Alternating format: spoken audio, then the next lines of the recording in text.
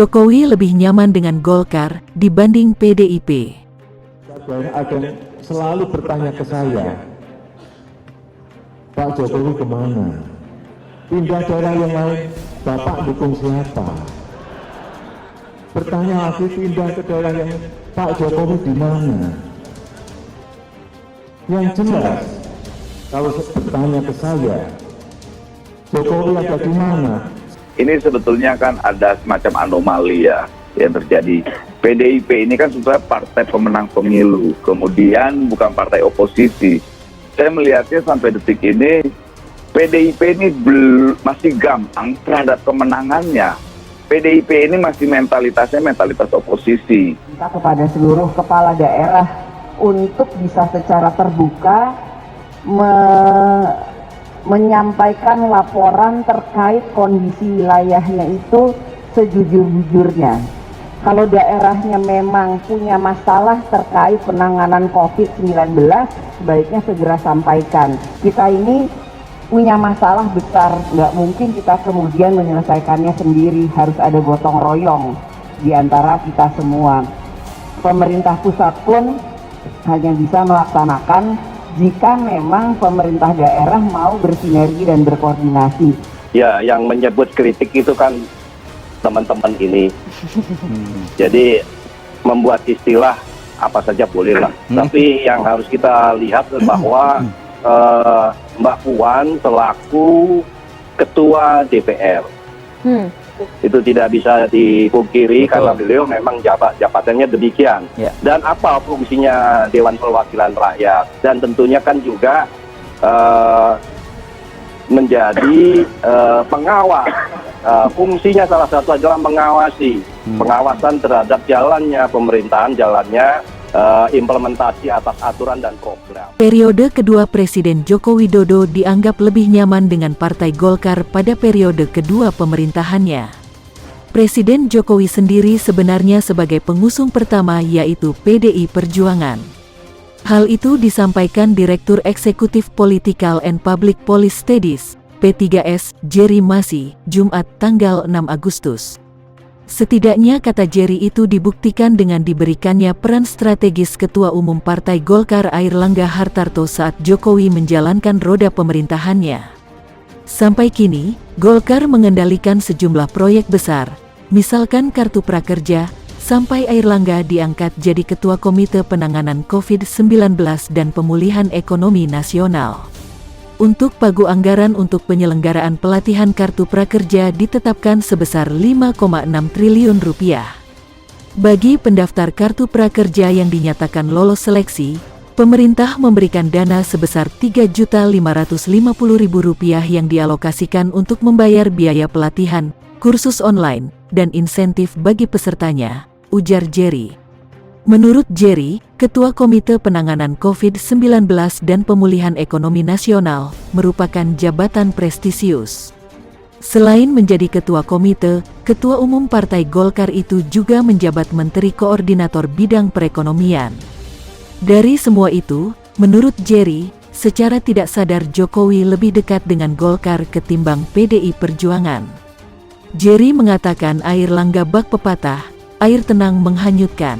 Saya lihat ada indikasi Jokowi merapat ke Golkar, seperti berada dalam comfortable zone, zona nyaman. Siapa tahu dirinya dan Airlangga punya deal-deal politik untuk mengamankan keluarga Jokowi seperti Gibran Rakabuming dan anak mantunya Bobi Nasution. Jokowi sekarang juga sudah punya basis massa di luar Trah Soekarno, akan menarik ada nama Ganjar Pranowo. Sedangkan Mega sudah memberikan sinyal tak bakal mendukung Ganjar, katanya.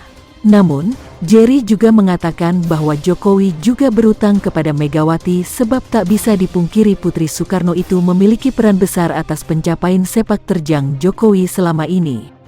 Jokowi tak boleh berkhianat pada PDIP yang sudah menjadikannya orang nomor 1 RI, pungkasnya. Sebelumnya, Ketua Umum PDIP Megawati Soekarno Putri mengklaim dia pernah meminta Presiden Joko Widodo agar turun langsung memegang komando penanganan apabila terjadi bencana di Indonesia.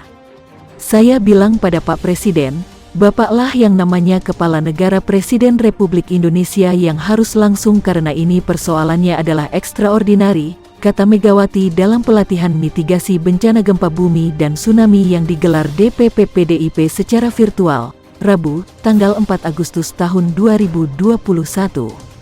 Megawati mengatakan hal itu karena alasan para kepala daerah yang tidak memiliki kesadaran terkait penanganan bencana.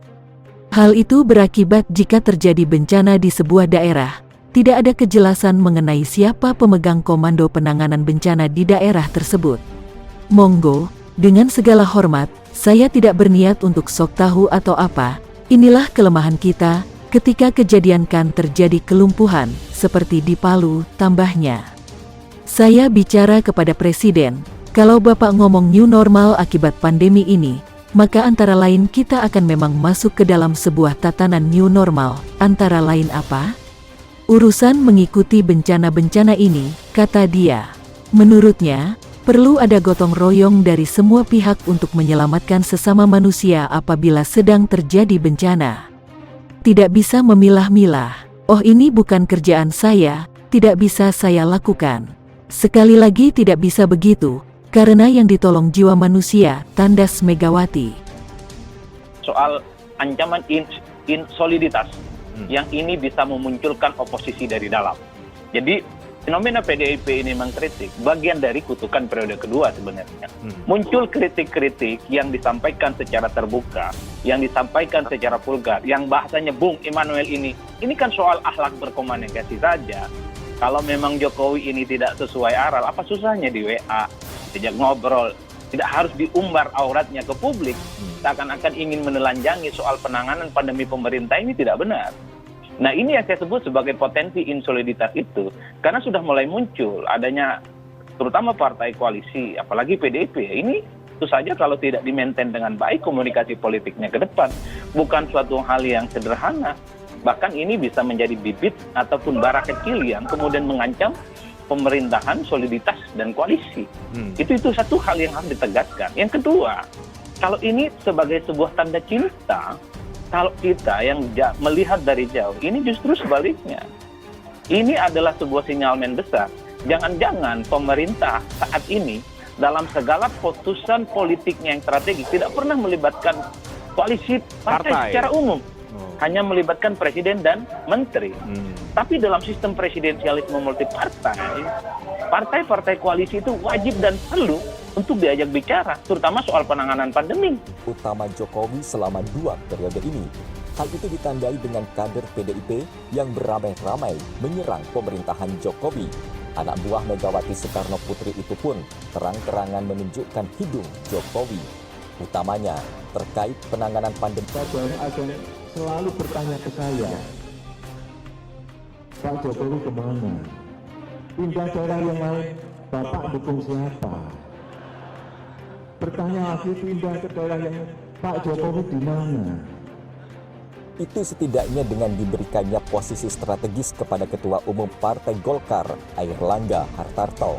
Demikian ulasan yang disampaikan Direktur Eksekutif Political and Public Policy Studies P3S Jerry Masi, dikutip dari RMOL Jaringan Pojok1.id.